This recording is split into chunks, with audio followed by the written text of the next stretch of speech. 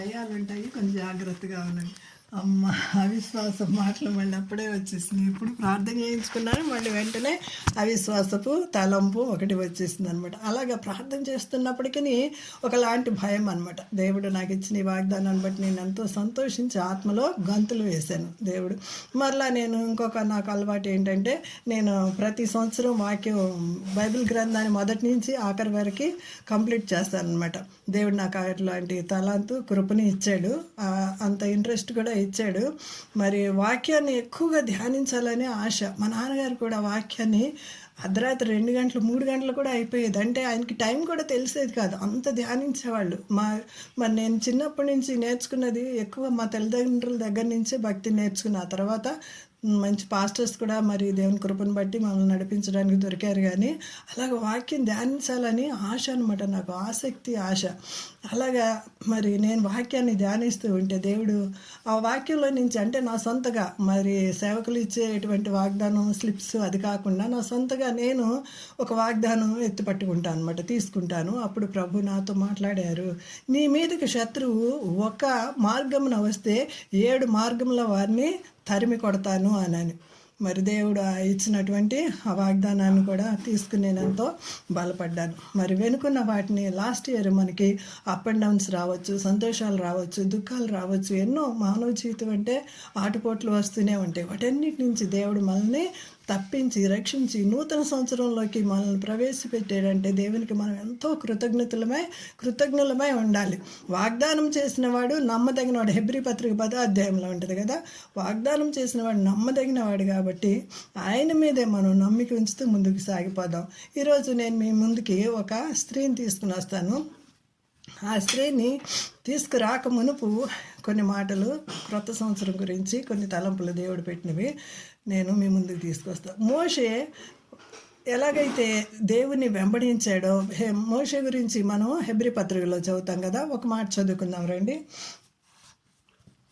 మోషే గురించి, వెనుకున్న వాటిని మరిచి ముందున్న వాటి కోసం వేగిరి పడదాం. ఫిలిప్పీ పత్రిక 3వ అధ్యాయం 13వ వచనం నేను చదువుతున్నాను చూడండి. దాని తర్వాత మోషే గురించి చదువుదాం. ఫిలిప్పీ 3వ అధ్యాయము 13వ వచనం. నా సహోదరులారా, నేను ఇదివరకే పట్టుకొని ఉన్నానని తలంచుకొనను. అయితే ఒకటి చేయుచున్నాను, వెనుకున్నవాన్ని మరచి ముందున్న వాటి కొరకే వేగిరపడుచు యేసుక్రీస్తునందు దేవుని ఉన్నత పిలుపునకు కలుగు బహుమానం పొందవలనని గురి యొద్దకే పరిగెత్తుచున్నాను. ఈ ఫిలిప్పీ పత్రిక అంటే నాకు చాలా ఇష్టమండి. ఈ ఫిలిప్పీ పత్రిక ఒక్కొక్కరికి ఒక్కొక్కటి అంటే ఇష్టం కదా. యోహాను సువార్త అంటే కూడా నాకు చాలా ఇష్టం. ఎన్నోసార్లు చదివేశాను. మామూలుగా మొదటి నుంచి ఆఖరి వరకు ఒకసారి చదివింది కాకుండా, ఒకసారి అంటే సంవత్సరానికి ఒకసారి ఇలా చదివింది కాకుండా, ఇంకా ప్రత్యేకంగా ఒకసారి నేను హాస్పిటల్కి వెళ్ళి వస్తున్నా, ఢిల్లీలో హాస్పిటల్కి వెళ్ళి వస్తుంటే కొంచెం ఎండగా ఉంది ఆ రోజు. బ్రదర్ లేరు, నేను ఒక్కదాన్ని వెళ్ళి వస్తున్నాను. దగ్గరే వాకబుల్లే. సో నేను ఒక్కదాన్ని వెళ్ళి వస్తున్నాను. ఇంకా నడవలేక ఎందుకని అనిపించి ఇక్కడ కూర్చుందాంలే పార్కులో. అక్కడ ఒక పార్క్ ఉంది, అక్కడ కూర్చుని ప్రార్థన చేసుకుని. ఎవ్వరు లేరు కదా, ఎండగా ఉంది కదా. ఎండలో పార్కులో ఎవరు ఉండరు కదా. మధ్యాహ్నం ఇంచుమించుగా 12 అట్లా అవుతుంది అనమాట. ఎవరు లేరు. ఇంటికి వెళ్ళినా సరే ఒక్కదాన్ని అక్కడైనా ప్రేయర్ చేసుకోవాలి. సో ఇక్కడే కూర్చుందామని అలసట తీర్చుకుని అనేసి ఆ చెట్టు కింద, అంటే బల్ల మీద పార్కులో కూర్చుని. మా ఇంటి ప్రక్కనే అనమాట, జస్ట్ ప్రక్కనే అది. ఇంకా పైకి వెళ్ళాలి, నేను 5th ఫ్లోర్లో ఉంటాము.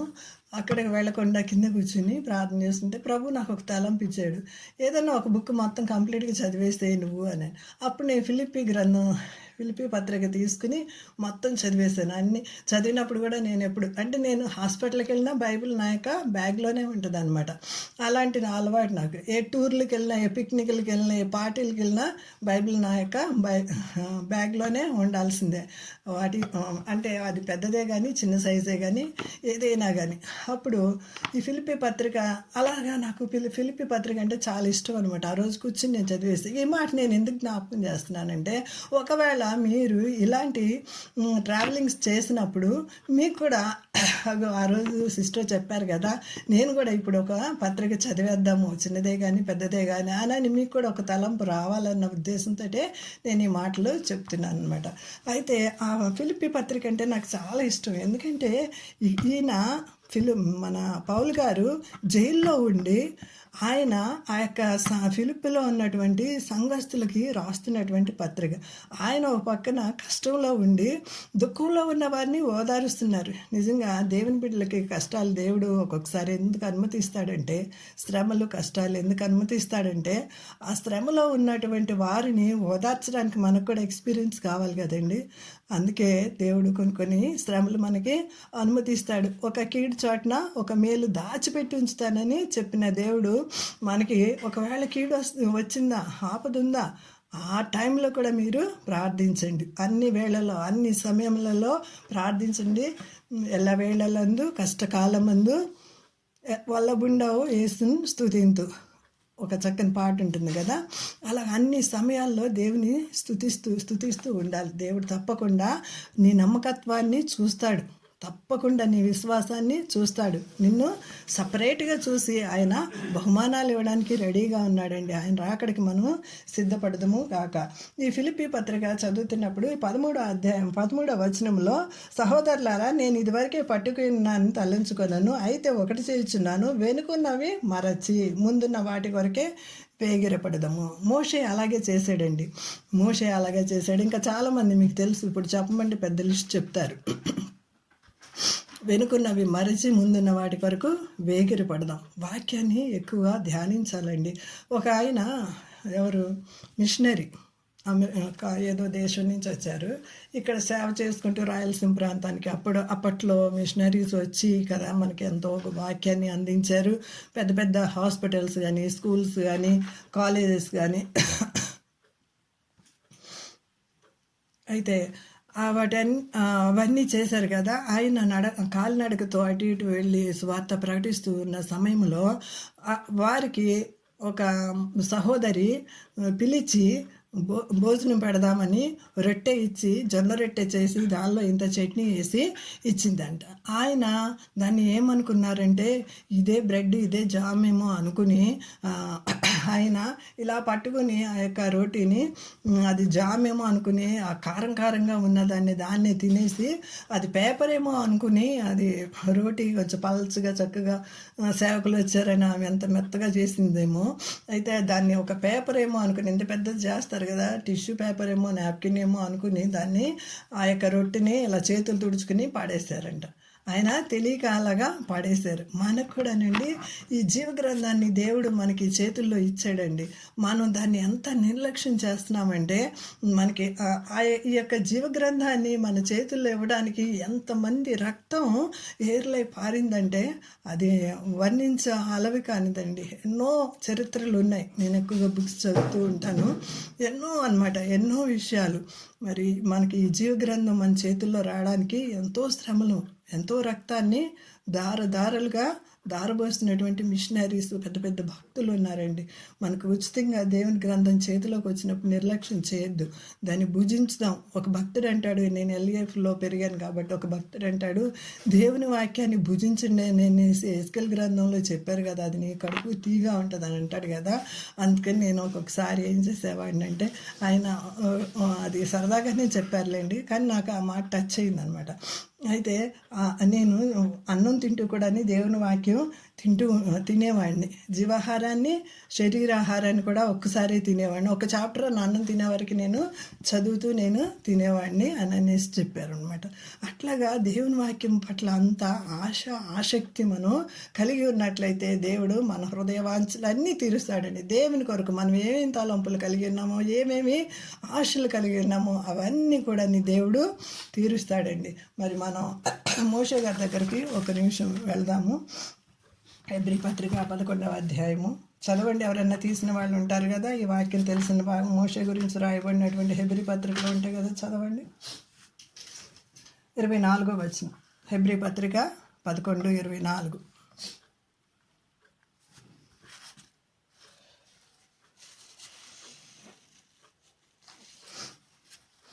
24 నేను చదువుతున్నా. మోషే పెద్దవాడైనప్పుడు విశ్వాసమును బట్టి ఐగుప్తు ధనము కంటే క్రీస్తు విషయమైన నింద గొప్ప భాగ్యమని ఎంచుకొని అల్పకాలము పాపభోగము అనుభవించడం కంటే దేవుని ప్రజలతో శ్రమ అనుభవించడం మేలని యోచించి ఫరో కుమార్తె యొక్క కుమారుని అనిపించుకొనుటకు ఒప్పుకొనలేదు.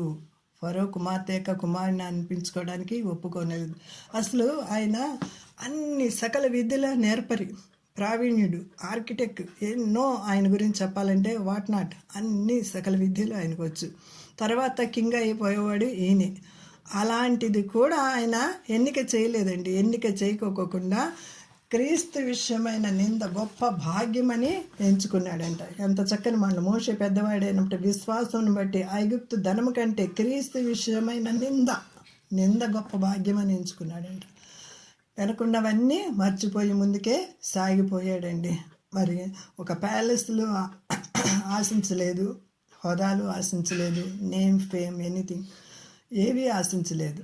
దేవుని కొరకు ముందుకు సాగిపోయాడు. ఒకవేళ మోషే కనుక చనిపోయినటువంటి ఆ యొక్క సమాధి కనుక ఉంటే ఇప్పటి ఇజ్రాయలైట్స్ అంట ఆయనకి ఒక పెద్ద ప్యాలెస్ లేకపోతే ఒక తాజ్మహలే కట్టేవారు, అది ఒక సమాధినే పూజ చేసేవాళ్ళు అనే ఒక నినాదం ఉందన్నమాట. కాబట్టి దేవుడే ఆయన్ని తీసుకెళ్ళిపోయాడు. అక్కడ నెబో కొండ మీద చనిపోయారు, మనకు అందరికీ తెలుసు. అలాగే సమరయ స్త్రీ, నిన్న పొద్దుట బ్రదర్ చెప్పారు కదా, సమరయ స్త్రీ కానీ ఒక్కసారి తను విన్నది, దేవుని వాక్యం వింది, మళ్ళా వెనక్కి వెళ్ళకోకుండా ముందుకే సాగిపోయింది. ఎలా సాగిపోయింది? ఇంకా అనేకుల్ని కూడా ప్రభు వద్దకు నడిపించి సాగిపోయింది. యాకోబు కూడా అలాగే అనమాట. అలాగే పౌలు పౌలుగా మారి వెనుక అన్నీ మర్చిపోయి ముందున్న వాటి కొరకే సాగిపోయాడు. మరి మనం ఒక మాట చదువుకుందాం రండి. 1 పేతురు పత్రిక 4వ అధ్యాయము. ఎవరు లేరా వాక్యం చదవగలిగిన వాళ్ళు? 1 పేతురు పత్రిక 4వ అధ్యాయము మొదటి వచనం చదువుతున్నాను చూడండి. 1 పేతురు పత్రిక 4:1. క్రీస్తు శరీరమందు శ్రమపడిన గనుక మీరును అట్టి మనస్సును ఆయుధముగా ధరించుకొనండి. శరీర విషయంలో శ్రమపడినవాడు శరీరమందు జీవించి మిగిలిన కాలము ఇక మీదట మనుజాషులను అనుసరించి నడుచుకొనక దేవుని ఇష్టానుసారముగానే నడుచుకున్నట్లు పాపముతో జోలికి ఇక ఏమీ పోక ఉందము. ఎంత మంచి మాటలండి. క్రీస్తు శరీరమందు శ్రమపడిన కనుక మీరును అట్టి మనసును ఆయుధముగా ధరించుకుని. శ్రమలు వచ్చినప్పుడు ఆ శ్రమలు వచ్చినాయని కృంగిపోవద్దంట, అదే ఆయుధంగా ధరించుకోవాలంట. క్రీస్తు కూడా అలాగే చేశాడు. కాబట్టి పేతురు మనతో మాట్లాడుతూ రాస్తున్నాడు. ఇందాక పౌలు మాట్లాడినటువంటి వెనుకున్న వాటిని మర్చి ముందు అన్న వాటి వరకు వేగిరపడదామని చెప్పినట్లుగా ఇప్పుడు పేతురు చెప్తున్నాడు, క్రీస్తు శరీరమందు శ్రమపడిన కనుక మీరును అట్టి మనస్సును, శ్రమపడినటువంటి అట్టి మనస్సును ఆయుధముగా ధరించుకొనుడి. ఈ మనసును ఆయుధంగా ధరించుకున్నది ఎవరో మీకు ఎవరన్నా గుర్తుకొస్తున్నారా? ఏసేపు కూడా ఎంతో శ్రమ పడ్డాడండి. ఆయన మంచి చేయడానికి అని వెళ్తే చెడు ఎదురైంది. ఆయన చేయని నేరానికి జైలు పాలయ్యాడు. మనకు తెలుసు కదా, ఏసేపు చరిత్ర అంతా తెలుసు కదా. చేయని నేరానికి జైలుకి వెళ్ళాడు. ఆయన యొక్క ఏమంటున్నాడు? శ్రమ పడిన వాడు శరీరమందు జీవించి మిగిలిన కాలం ఇక మీదట మనుజాస్తులను అనుసరించి నడుచుకొనలేదు. ఆయన జైలుకి వెళ్ళి ఎక్కడి నుంచి వెళ్ళాడంటే జైలు నుంచి ప్యాలెస్ వరకు వెళ్ళిపోయాడండి. ఆయన అక్కడ దేవుడు ఆయన్ని జ్ఞాపకం చేసుకున్నాడండి. మరి దేవుడు కొన్ని శ్రమలను మనకి అనుమతిస్తాడు. అనుమతించినప్పుడు మనం ఓపికతో ఎదురు చూడాలండి. ఓపికతో. ఒక చక్కని మాట ఉంటుంది బైబిల్ గ్రంథంలో చూడండి. రోమాపత్రిక 5వ అధ్యాయము 3వ వచనం. రోమా 5:3. ఎవరైనా చదవండి అమ్మా. మీనా, జయ సిస్టర్. అంతేకాదు శ్రమ ఓర్పు పరీక్ష నిరీక్షణను కలుగజేయనని ఎరిగి శ్రమలయందును అతిశయపడదాము. చాలు. ఎంత చక్కని మాటలు కదా, ఎంతో ఇష్టం. నేను ఇలాంటివి దొరికినప్పుడు నేను ఒక టైటిల్ పెట్టుకుంటాను. ఏమన్నానంటే ఆణిమిచ్చాలు అని డైరీలో కొన్ని రాసుకుని హెడ్లైన్ రాసుకుని దాని కింద ఇవన్నీ రాసేసుకుంటూ ఉంటాను అనమాట. శ్రమ ఏం చేస్తుందంటే మనకి ఓర్పునిస్తుందంట. ఓర్పు పరీక్ష నిరీక్షణ కలుగజేస్తుందండి. అందుకే ప్రసంగి గ్రంథంలో అన్నీ నేను ఓపెన్ చేసి చూపించడానికి సమయం లేదు. ప్రసంగి గ్రంథంలో అంటాడు కదా, మీ ఓర్పు అంట దుష్కార్యములు జరగకుండా ఆపుతుందంట. గొప్ప దుష్కార్యములు జరగకుండా మీ ఓర్పు ఆపుతుందంట. ఎంత చక్కని మాటలు కదండి. అవి దొరికినప్పుడు వెంటనే మనం రాసేసుకోవాలి, నోట్ చేసుకుని మళ్ళీ ఇంకొక చోట ఎక్కడన్నా షేర్ చేసుకోవాలి. అవి మనల్ని ఎంతో ఆదరిస్తాయండి. అది మనకి ఎంత గొప్ప ఆదరణ ఇస్తుంది. 94వ కీర్తనలో ఉంటుంది కదా, మరి నేను ఎంత గలిబిల్లో ఉన్నప్పుడు, కష్టాల్లో ఉన్నప్పుడు, నష్టాల్లో ఉన్నప్పుడు నీ వాక్యమే నన్ను ఆదరించింది, నీ గొప్ప ఆదరణ నాకెంత సహాయం చేసిందని దేవుని వాక్యం సెలవిస్తుందండి. అట్టి విధంగా వెనక తిరుక్కోకుండా ముందుకి సాగిపోయిన వాళ్ళు ఉంటారు. నేను ఈరోజు హుల్దా అనేటువంటి ప్రవక్తని గురించి ముందుకు కొన్ని మాటలు తీసుకుని వస్తానండి. హుల్దా అనే ప్రవక్తని గురించి తెలుసుకోవాలంటే కొంతమంది ప్రవక్తలు, బైబిల్ గ్రంథంలో ఉన్నటువంటి కొంతమంది ప్రవక్తలు మీకు పరిచయం చేయాలండి. బైబిల్ గ్రంథంలో ఫస్ట్ ప్రవక్తన ఎవరండి? క్వశ్చన్. నేను ఏమ్మా? Very good, very good. ఇంకా కొన్ని ప్రశ్నలు అడుగుతూ ఉంటాను మధ్య మధ్యలో, మరి జవాబులు చెప్పాలి. మరి ఎవరైతే ఆరోహణం అయిపోయారో ఎవరమ్మా? మరణం చూడకుండా ఆరోహణం అయిపోయిన వాళ్ళు ఎవరు బైబిల్ గ్రంథంలో? ఏలియా. Very good. ఏలియా ఆరోహణం అయిపోయారు. ఇంకా ఎవరండి? Very good. హానోకు. ఎవరు? మా సుగ్నమ్మ గారా చెప్పింది? ఓకే. హానోకు ఆరోహణం అయిపోయారు. అట్లాగే మరణము చూడనటువంటి స్త్రీలు ఎవరైనా ఉన్నారండి? మరణము చూడనటువంటి స్త్రీలు. వెరీ గుడ్ అండి. మరణం చూడకుండా ఆమె అటు చనిపోలేదు, ఇటు బ్రతికి ఉండలేదు. లోకాశలు చూసి వెనక్కి తిరిగి చూసి ఉప్పు స్తంభం అయిపోయింది కదండి. అందుకని లోతు భార్యని జ్ఞాపకం చేసుకునే ఒక కాషన్ ఇస్తున్నాడు అనమాట. అలా ఉండొద్దండి మనం. ఎలాంటి చక్కని ప్రవక్తలు ఉన్నారు. ఈరోజు కొంతమంది ప్రవక్తలను మీకు పరిచయం చేస్తాను. ఒకటి మీనా చెప్పినట్లుగా ఫస్ట్ మిరియాము, తర్వాత మనకి ఎవరు కనిపిస్తారు? ఎవరైనా తెలిస్తే చెప్పండి, మిగతా అన్నీ నేను చెప్పేస్తాను టైం వేస్ట్ చేయకుండా. ఎవరమ్మా? దెబోరా. Very good. న్యాయాధిపతులు 4:4 ఉంటుంది ఆవిడ. న్యాయాధిపతి, ఆమె ప్రవక్తని కూడా. ఆమెకి 2 పోస్టులు ఇచ్చాడు అనమాట దేవుడు. మనకు 2 పోస్టులు ఇస్తే ఒక్క పోస్టునే సరిగ్గా చేయట్లేదు, 2 పోస్టులు ఇస్తే ఇంకేం చేస్తాం కదా. అలాగా అన్నా కూడా ఎస్. ఇంకా అలాగా ఎంతోమంది. అవునమ్మా, వెరీ గుడ్. చాలా నువ్వే చెప్పావు ఎక్కువ. హుల్దా గురించి నేనే చెప్తున్నా, ముందే చెప్పాను కదా, ఒక ప్రవక్తని గురించి చెప్తున్నాను అన్నాను కదా. అలాగే మళ్ళా ఇంకోటి పాత నిబంధన గ్రంథంలో ఒక ప్రవక్తిని అన్నా అనేటువంటి యేసు ప్రభు జన్మ సమయంలో మనకి కనిపిస్తూ ఉంటుంది. లూకాసు వార్త 2వ అధ్యాయంలో కనిపిస్తుంది. ఆమె కాకుండా ఇంకా నూతన నిబంధన, క్రొత్త నిబంధన గ్రంథంలో మనం 4 ప్రవచించేటువంటి స్త్రీలను, కుమార్తెలను చూస్తాం. ఫిలిప్పీ కుమార్తెలు ప్రవచించేవారంట, అది కూడా మనం చూస్తామండి. ఇలాగా నోవద్య అని ఒక బ్యాడ్ ప్రవక్తిని కూడా ఉంది. ఇంకా ఇలా చెప్పుకుంటూ వెళ్తే ఎంతోమంది ప్రవక్తలు ఉన్నారు. బట్ నేను ఈరోజు హుల్దా అనేటువంటి ప్రవక్తని గురించి చెప్తాను. ఆమె గురించి తెలియాలంటే కొంతమంది రాజుల గురించి అన్నా తెలియాలండి. మనకి ఇస్రాయేల్ కింగ్స్ కొంతమంది ఉంటారు, యూదా కింగ్స్ కొంతమంది ఉంటారు. కొంతమందికి ఇది దినవృత్తాంతాల గ్రంథం, రాజుల గ్రంథం ఇలాంటివి చదువుతుంటే అంత కన్ఫ్యూజన్గా ఉంటుంది. ఎందుకంటే కాసేపేమో యూదా రాజు అని చదువుతూ ఉంటారు, ఇంకా కిందకి వచ్చిన తర్వాత మరి ఇస్రాయేల్ రాజు ఇలా చేశారని చెప్తూ ఉంటారు. అలాగా చాలా కన్ఫ్యూజన్స్ ఉంటాయండి. ఇస్రాయేల్ రాజుల్ని పరిపాలన చేసిన 19 రాజులు, మరి యూదా రాజ్యాన్ని పరిపాలన చేసింది 20 రాజులు అనమాట. 20 రాజుల్లో ది బెస్ట్ కింగ్ మరి యోషియా అని ఉంటాడు. ఫస్ట్ హిజ్కియా మనకి తెలుసు కదా. హిజ్కియా కింగ్ అనగానే మనకి కన్నీళ్లతో జ్ఞాపకం ప్రార్థన చేసి ఆయన అడుక్కుని పొందుకున్నాడు 15 సంవత్సరాలు ఆయుష్ని. ఆయన తండ్రి ఎంత బ్యాడ్ కింగ్ అంటే అంత బ్యాడ్ కింగ్ అనమాట. ఆయన తండ్రి ఆ బ్యాడ్ కింగ్. ఆయన తర్వాత కూడాని హిజ్కియా, మనకి అంటే హిజ్కియా బాగా గుర్తుంటాడు కాబట్టి నేను ఇదొక్కటి ఆధారం చేసుకుని చెప్తున్నాను. ఇప్పుడు ఇంతమంది రాజుల పేర్లు చెప్పానంటే మీరు కన్ఫ్యూజన్ అయిపోతారు. మరి దేవుని చిత్తం అయితే నెమ్మదిగా ఒక్కొక్క రాజు గురించి మనం నెమ్మదిగా తెలుసుకుందాము. మరి ఒకసారి నేను మాట్లాడతాను. హిజ్కియా తండ్రి పేరు ఆమోజు. ఆమోజు కుమారుడైనటువంటి హిజ్కియా కుమారుడైన మనష్షే కూడా చాలా బ్యాడ్ కింగ్. మనం కూడా పెళ్ళిళ్ళలో చాలా విషయాల్లో మనం అబ్రహాము, ఇస్సాకు, యాకోబు ముగ్గురు కదండి. ఈ అబ్రహాము ఊసు ఎత్తరు, ఇటు యాకోబు ఊసు ఎత్తరు, కానీ మ్యారేజ్లో ఎక్కువగా ఉపయోగించేది ఇస్సాకే అనమాట. ఇలా నేను మీకు కంపారిజన్ చేస్తున్నాను, ఇలా గుర్తుపెట్టుకుంటారని. మరి ఇస్సాకుకి ఒకటే భార్య, అందుకని మ్యారేజ్లో ఎప్పుడు కూడా కపుల్ని దీవించాలంటే ఇస్సాకు రిబ్కా లాగా మీరు ఉండాలి అనేసి బ్లెస్ చేస్తూ ఉంటారు. అట్లాగా హిజ్కియా గొప్ప కింగ్. ఈయన తండ్రి ఎలాంటి వాడంటే బహు దుర్మార్గంగా జీవించి ఇశ్రాయేలీల్ని, యూదావారిని సరి అయినటువంటి మార్గంలో నడిపించలేదండి. బహు దుర్మార్గ కార్యాలు చేసి దేవునికి ఇష్టం లేని పనులన్నీ చేపించాడండి.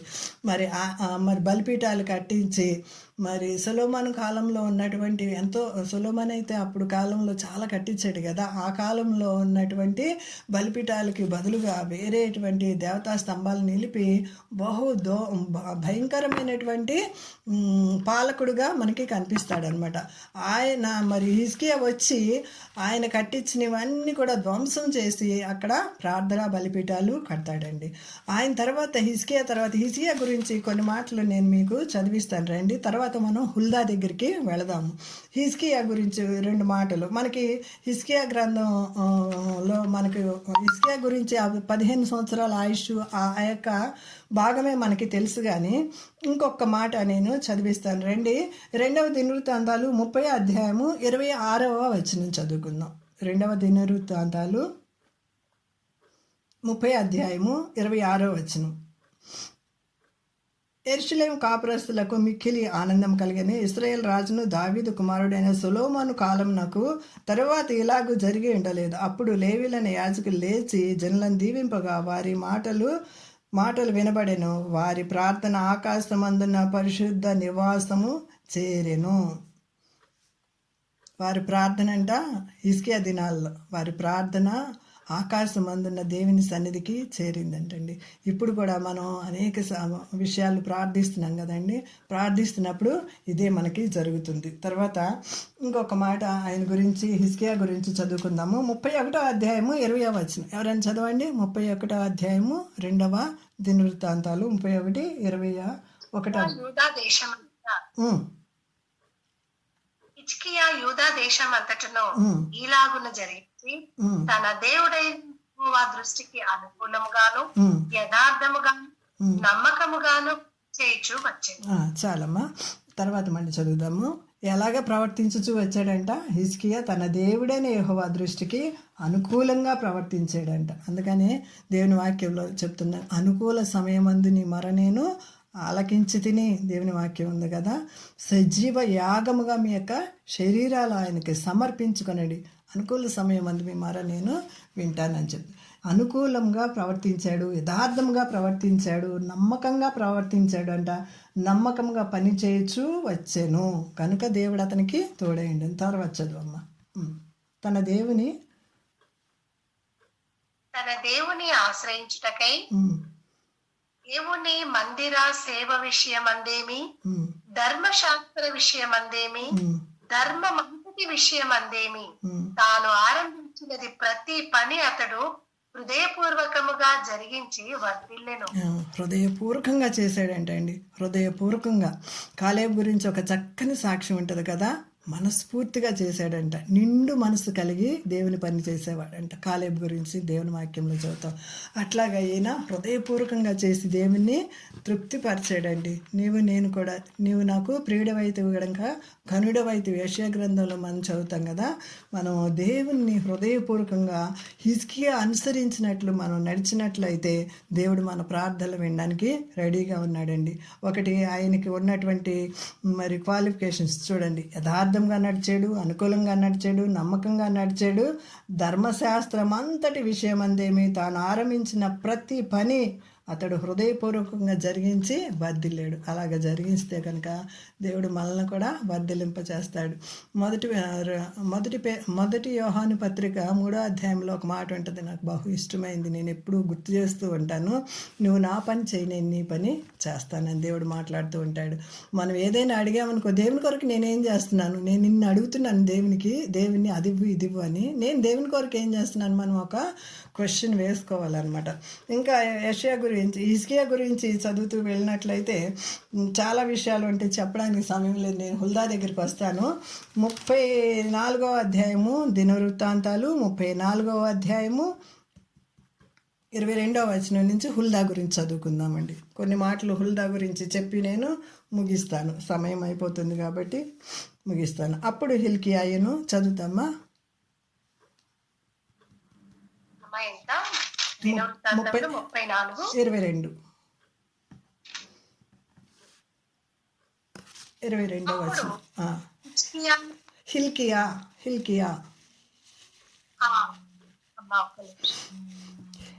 హిల్కియాను రాజు నియమించిన వారిని సంగతులను గురించి విచారణ చేయుటకై అర్హషుకు పుట్టిన తిక్వా కుమారుడును వస్త్రశాలకు పై విచారణకర్తయగు షల్లూము యొక్క భార్య అయిన హుల్దా.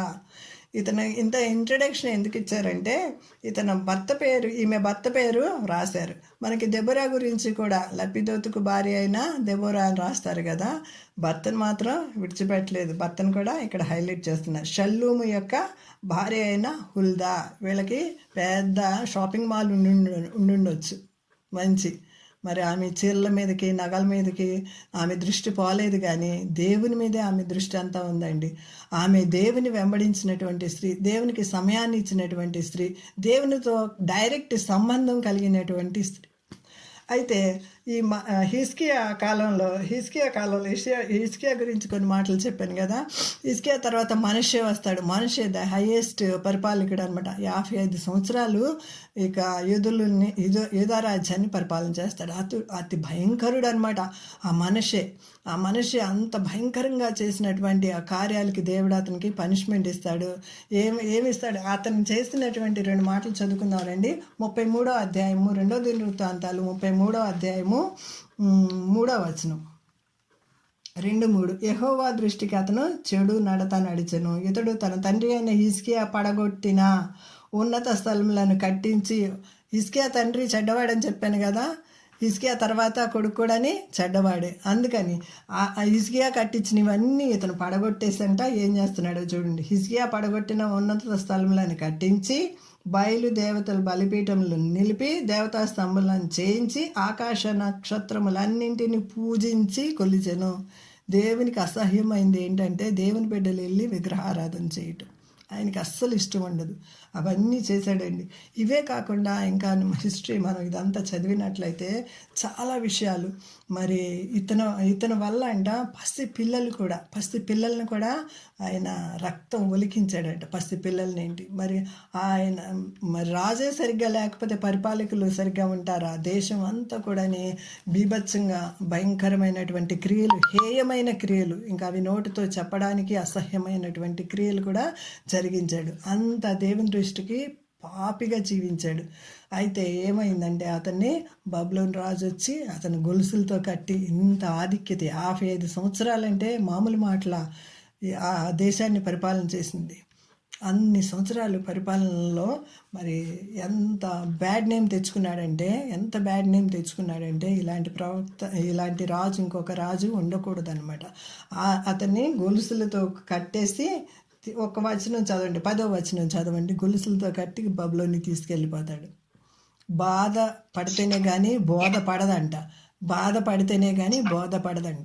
చదువుతావా? చదవండి. 33వ అధ్యాయము 10వ వచనం. యెహోవా మనిషేకును అతని జనులకును వర్తమానములు పంపినను వారు చెవి ఇవ్వకపోయేది.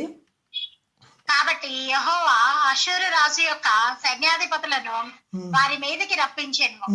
మనిషే తప్పించుకొని పోకుండా వారు అతన్ని పట్టుకొని గొలుసులతో బంధించి అతన్ని బబులోనుకు తీసుకొని పోయింది. చూడండి, అతడు శ్రమల చదువు. అతడు శ్రమలో ఉన్నప్పుడు తన దేవుడైన యెహోవాను బతిమాలుకొని తన పితరుల దేవుని సన్నిధి తను తాను బహుగా తగ్గించుకొని ఆయనకు మొరలిడగా ఆయన అతని విన్నపములను ఆలకించి యెరూషలేమునకు అతని రాజ్యములోనికి అతని తిరిగి తీసుకొని వచ్చినప్పుడు యెహోవా దేవుడే ఉన్నాడని మనిషే తెలుసుకొనెను. చాలమ్మా చాలు, ఎంత చక్కని మాట్లాడి. నీలిమ చదువుతుంది. థ్యాంక్ యూ అమ్మా నీలిమ, ఎంత చక్కని మాటలో చూడండి. మరి బాధపడితేనే కానీ బోధపడదు అన్నట్లుగా మరి ఇతను ఇంత శ్రమను అనుభవించినప్పుడే అతనికి బోధపడింది. అప్పుడు దేవుణ్ణి బతిమలాడుకున్నాడు. యోనా కూడా అంతే కదండి, చాప కడుపులో మరి అప్పుడు మొరపెడతా ఉంటాడు కదా దేవుని సన్నిధిలో. అప్పుడు మొరపెడతాడు. కొంతమందికి పెద్ద దెబ్బ తగిలే వరకు వెనక్కి తిరిగి దేవుని దగ్గరికి రారండి. దేవుడు ఒక దెబ్బ కొట్టైనా సరే దేవుని సన్నిధికి పిలుచుకుంటాడు. మరి ఇక్కడ మనిషిని 55 సంవత్సరాలు ద హైయెస్ట్ పరిపాలన అనమాట ఈయన చేసింది. అతను చాలా టైం అయిపోయింది సిస్టర్, నేను ఇంకా ముగించేస్తాను. అతను మరి ప్రార్థించినప్పుడు దేవుడు అతన్ని జ్ఞాపకం చేసుకుని అతన్ని విడిపించాడు, మళ్ళీ వెనక్కి తీసుకొచ్చినట్లు చూస్తాం. అతని తర్వాత యోషియాని గొప్ప కింగ్ వచ్చాడు. ఇతని గురించి చెప్పాలంటే ఎంతో మంచి మాటలు ఉంటాయి. నేను ఇంకొకసారి తప్పకుండా అతని తల్లి గురించి అతని గురించి ఇంకొకసారి వాక్యంలో చెప్తాను. అతని సమయంలో యోషియా గొప్ప కింగ్ అనమాట. యోషియా సమయంలో ఎంత చక్కని పరిపాలన చేశాడంటే ఈ దుర్మార్గుడు కట్టించినవి అన్నీ కూడా, అంటే మనిషి కట్టించినవి అన్ని బలిపీఠాలు పడగొట్టేసి దేవుని కొరకు వీరుడిగా శూరుడిగా నిలబడ్డాడండి. రోషము గలటువంటి ప్రవక్త ఏలి ఏ విధంగా అయితే దేవుని కొరకు నిలబడ్డాడో అట్టి విధంగా యోషియా ఇలాంటి బలిపీఠాలు, ఇలాంటి పూజలు, విగ్రహాలు అన్ని పడగొట్టేసి దేవుని సన్నిధిని నిలిపి మరి మందిరాలు బాగు చేస్తున్నప్పుడు ఏం దొరికిందంటే దేవుని యొక్క గ్రంథము, చిన్న పుస్తకం దొరికింది. అంటే 66 పుస్తకాల్లో ఒక పుస్తకం అయినటువంటి ఒక గ్రంథపు చుట్టూ ఆయనకు దొరికినప్పుడు ఆయన ఎంతో సంతోషించేసి హిల్కియా అనేటువంటి ఆయన తీసుకొచ్చే యొక్క గ్రంథాన్ని చదువుతున్నప్పుడు చదువు నా కోసం అని రాజు కూర్చుని వింటున్నప్పుడు ఆ ధర్మశాస్త్రంలో రాసిన మాటలన్నీ చదువుతుంటే దేవుని మాటలు వింటున్నప్పుడు వణికిపోయాడు. ఎవడు దీనుడే నా మాట విని వణుకునో వాన్నే నేను దృష్టిస్తానని దేవుని వాక్యం చెప్పినట్లుగా ఈ యోషియా గజగజ వణికిపోయాడు. ఎవరండి యోషియా? మనిషి కుమారుడు. ఎంత గొప్ప పండిత పుత్ర పరమసుంఠ అన్నట్లుగా చాలామంది ఉంటారండి. మరి ఈయనేమో చెడ్డవాడైతే చెడ్డవాడిని కడుపున మంచివాడు పుట్టాడు అనమాట. గజగజ వణిగిపోయి బట్టలు చింపుకొని ఈ యొక్క మాటలు వెళ్ళి మన దేశానికి ఏం జరుగుతుందో ఏమవుతుందో ఒకసారి హుల్దా అనేటువంటి ప్రవక్తని దగ్గరికి వెళ్ళి కనుక్కోండి అని అనేసి ఆయన యోషియా అనేటువంటి రాజు హుల్దా అనేటువంటి మన యొక్క ప్రవక్తని దగ్గరికి పంపిస్తాడండి. ఆ సమయంలో ఇర్మియా అనేటువంటి ప్రవక్త ఉంటాడు, జఫన్యా అనేటువంటి ప్రవక్త కూడా ఉంటాడు. అంత పెద్ద ప్రవక్తని వదిలిపెట్టి ఈ స్త్రీ దగ్గరికి తీసుకుని వచ్చారంటే ఆ స్త్రీ ఎంత బలంగా చెప్పిందంటే ఉన్నట్టు కుండ బద్దలు కొట్టినట్టు చెప్పింది. మీ యొక్క దేశం మీదకి శాపం రాబోతుంది, పాపం దేవుడు చూశాడు, మీ పాపాన్ని చూశాడు, శాపం రాబోతుంది, జాగ్రత్త పడినని వార్నింగ్ ఇచ్చింది. అట్టి విధంగానే జరిగింది. ఎంత సూటిగా చెప్పిందో చూడండి. ఒక మాట నీలిమ మళ్ళీ చదువమ్మా. 34వ అధ్యాయం 2వ దినవృత్తాంతం 34:22 వచనము. హుల్దా అనే ప్రవక్తిని అని ఉంటుంది కదా, షల్లుము యొక్క భార్య అయిన హుల్దాను ప్రవక్తి వద్దకు పోయిరి. ఆమె చదువమ్మా. ఆమె అప్పుడు యెరూషలేమునకు చేరిన ఉపభాగంలో కాపురం ఉండెను. చదువమ్మా, ఎవరైనా చదవండి.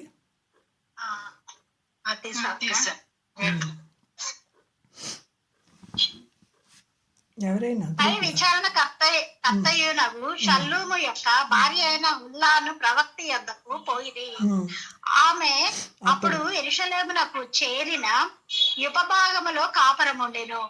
వారు ఆమెతో సంగతి చెప్పగా ఆమె వారితో ఇట్లా, నేను ఇశ్రాయేలీయుల దేవుడైన యెహోవా సెలవిచ్చినదేమనగా ఆలకించుడి.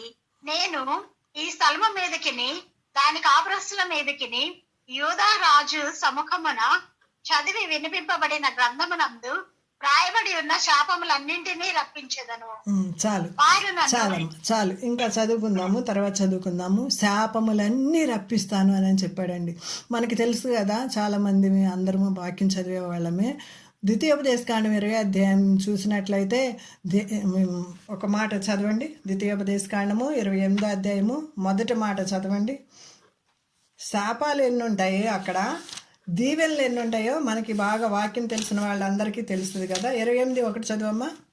ద్వితీయోపదేశకాండము 28 అధ్యాయము మొదటి వచనం. నీవు నీ దేవుడైన యెహోవా మాట శ్రద్ధగా విని నేడు నేను నీకు ఆజ్ఞాపించిన ఆయన మా ఆజ్ఞలన్నింటినీ అనుసరించి నడుచుకుని ఎడల నీ దేవుడైన యెహోవా భూమి మీద ఉన్న సమస్త జనముల కంటే భూమి మీద సమస్త జనముల కంటే నిన్ను హెచ్చించును. నీవు నీ దేవుడైన యెహోవా మాట వినిన ఎడల ఈ దీవెనల నీవు నీ మీదకి వచ్చి నీకు ప్రాప్తించును. చాలమ్మా, సమయం అయిపోయింది. ఇంకా కొంచెం ముందు వచ్చినట్లయితే నేను చాలా వచనాలు చెప్పేదాన్ని, చదివించేదాన్ని. అయితే ఎన్ని ఇక్కడ మనకి దీవెనలు కనిపిస్తాయంటే శాపాలు అంతకన్నా డబుల్ త్రిబుల్ కనిపిస్తాయండి. మనం 15వ వచనం నుంచి చూసినట్లయితే ఎన్ని శాపాలు, 14 వచనాల వరకే మనకు దీవెనలు కనిపిస్తాయి. ఇక్కడ 15వ వచనం నుంచి 64వ వచనం వరకు కూడా మనము శాపాలే చూస్తామండి. ఆ శాపాలన్నీ కూడా వస్తాయని ఇక్కడ ఈమె చెప్తుందనమాట. శాపాలన్నీ వస్తాయి, బీ కేర్ఫుల్ అని ధైర్యంగా దేవుని వాక్యం. నవేడేస్ చాలామంది సేవకులు ఏం చెప్తున్నారు, అన్ని బ్లెస్సింగ్స్, ఏ వర్తమానం విను బ్లెస్సింగ్స్. దేవుని వాక్యం ఖండించాలా, దేవుని వాక్యం ఉన్నది ఉన్నట్టు చెప్పాలా. ఈ స్త్రీ ఉన్నది ఉన్నట్టు చెప్పింది, దేవుని వాక్యాన్ని ఖండించింది. మరి డైరెక్ట్గా ఆ యొక్క రాజు దగ్గరికి వర్తమానము తీసుకెళ్ళి చెప్పడానికి సహాయం చేసింది. దేవుడు ఈ స్త్రీని ఎన్నుకున్నాడు ఉన్నది, ఎందుకంటే ఈమె దేవుని దగ్గర డైరెక్ట్గా అడిగి తెలుసుకొని ప్రవక్తనిగా తను ఏం చెప్తుందో అది జరుగుతుంది అనమాట. దాని తర్వాత ఇంకొక రాజు వస్తాడు. ఆయన రాజ్యంలో మిగిలి ఉన్నటువంటి యూదులందరినీ బబులోని చెరగ తీసుకుని వెళ్ళిపోతారు. అక్కడ 70 సంవత్సరాలు అక్కడ ఉంటారు. ఇంకా ఈ స్టోరీ అంతా చెప్పాలంటే నాకు ఎంతో ఆసక్తి చెప్పాలంటే, కానీ సమయం లేదు. దేవుని చిత్తమైతే ఇంకొకసారి విపులంగా నేను చెప్తాను. బబులోని చెరకు వెళ్ళిపోతారు.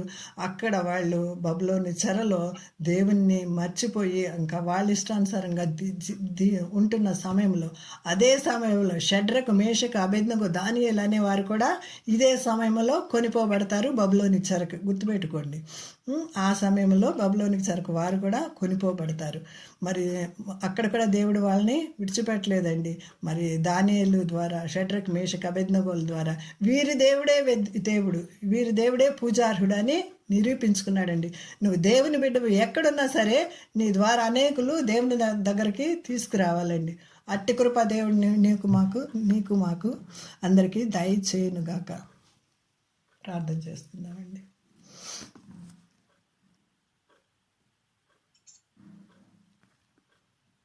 వందనాలక్క. వందనాలమ్మా, వందనాలు. చాలా విషయాలు ఉన్నాయి. మా అత్త సిస్టర్ ఎక్కడ ఉన్నారు? మిగతా వాళ్ళు బి అలర్ట్. సిస్టర్ అయిపోయిందండి. దేవుని వాక్యం చక్కటి వర్తమానం అందించినారు.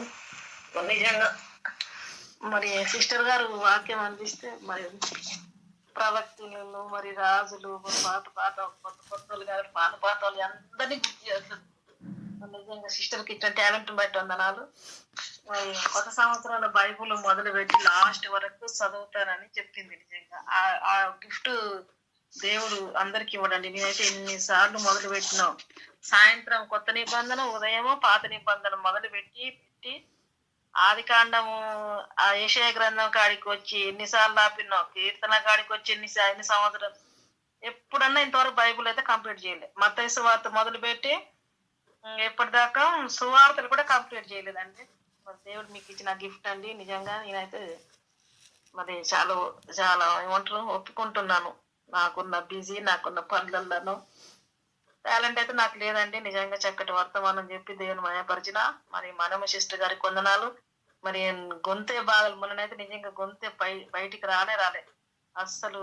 బయటికి సైగ చేసినట్టే మాట్లాడింది. అసలు నమ్మకం పెట్టుకొని, విశ్వాసం పెట్టుకొని మరి ఈరోజు ఫస్ట్ 2024 ఫస్ట్ శనివారం నాడు ఉదయం బ్రదర్ చక్కటి వర్తమానం అందించారు. సిస్టర్ గారు చక్కటి వర్తమానం అందిస్తారు. సిస్టరు మరి నిన్ను, నీ కుటుంబాన్ని, పరిచర్యని, బ్రదర్ని దేవుడు దీవించి ఆశీర్వదించిన సిస్టర్. ఇలాంటి వర్తమానాలు మాకు ఎన్నో తీసుకురావాలి. తీసుకొచ్చి మరి వినిపించి అందరినీ బలపరిచి స్థిరపరిచి ముందుకు నడిపిద్దరు కాక సిస్టర్. థ్యాంక్ యూ అండి. Thank you. థ్యాంక్ యూ అండి. Thank you sister. అక్క సునక్క అన్నానా ప్రార్థన చేయండి అక్క. టైం కూడా చాలా అయింది. అయితే ప్రార్థన చేసి సిస్టర్ మనమ్మ సిస్టర్ పర్లకు ప్రార్థించండి. నాకు కొంచెం కళ్ళు తిరుగుతున్నాయి. నేను లాస్ట్ కు కొంచెం మీట్లో పెట్టుకున్నా, ఓకే ఓకే, అందుకే లాస్ట్ కు వినలేదు. అదే ఒక 5 నిమిషాలు వినలేదు అనుకోరాదరి. అలాగే. మరి ఆ వాక్యం నిమిత్తం ప్రార్థన చేశాక కొన్ని అన్ని అంశాలు బట్టి ప్రార్థన చేసి పరలోక ప్రార్థన చేసి ముగించండి సిస్టర్. నేను జర లెఫ్ట్ అవుతా. సరే నాకు కడుపులో తీసుకుంటుంది, కొంచెం నిద్ర కూడా సరిపోతలేదు. సరే పండుకో చెల్ల, పండుకో. Good night. సరే సిస్టర్, అందరికి జయా సిస్టర్, మనమ్మ సిస్టర్, పండుకో చెల్ల, నువ్వు పండుకో. అందరికి వందనాలండి. ప్రార్థన. స్తోత్రం స్తోత్రం, స్తుతి స్తుతి స్తుతి. హల్లెలూయా హల్లెలూయా. రక్షక మీకు వందనాలు స్తోత్రాలయ్యా. ప్రేమమయడా నీకు వందనాలు స్తోత్రాలు. దయామయడా మీకు వందనాలు స్తోత్రాలు. కరుణామయడా మీకు వందనాలు స్తోత్రాలు. కనికర సంపన్నుడా మీకు వందనాలు స్తోత్రాలయ్యా. గత సంవత్సరం అంతా నీ చల్లని రెక్కల కింద మమ్మల్ని భద్రపరిచినైనా జీసస్ లో వర్షిప్ మినిస్ట్రీని ఆశీర్వదించి ప్రభా, ఈ యొక్క శనివారం మొదటి శనివారం నాయన మీరు ఇచ్చిన కృపను బట్టి మీకు వందనాలు స్తోత్రాలు. సిస్టర్ ఇచ్చిన వాక్యం బట్టి